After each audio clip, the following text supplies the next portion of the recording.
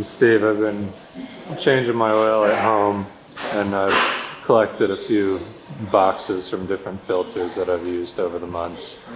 And what I've been asking everyone to do is to order the boxes from poorest quality to best quality, going left to right.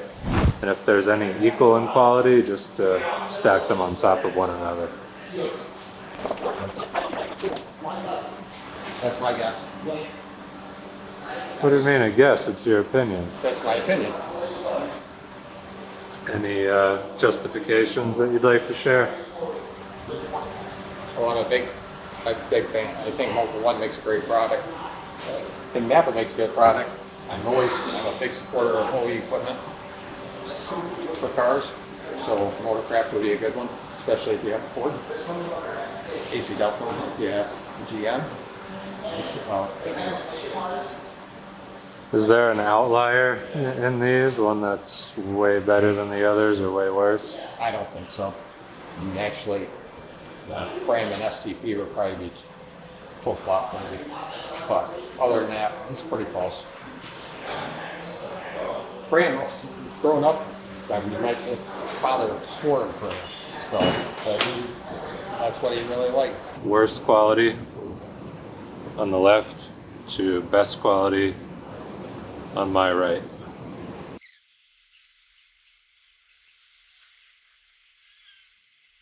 There you go. I don't like the STP one, the fact that it says 10,000 miles.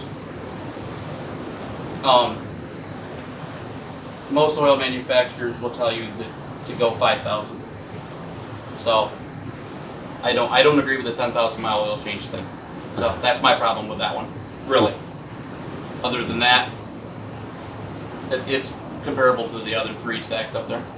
Obviously the OEM is the one that's recommended for the car. So as far as that car goes, that would be the best filter for that car.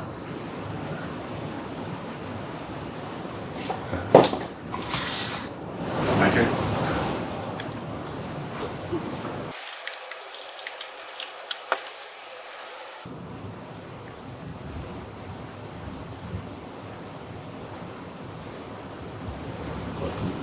What's your reason?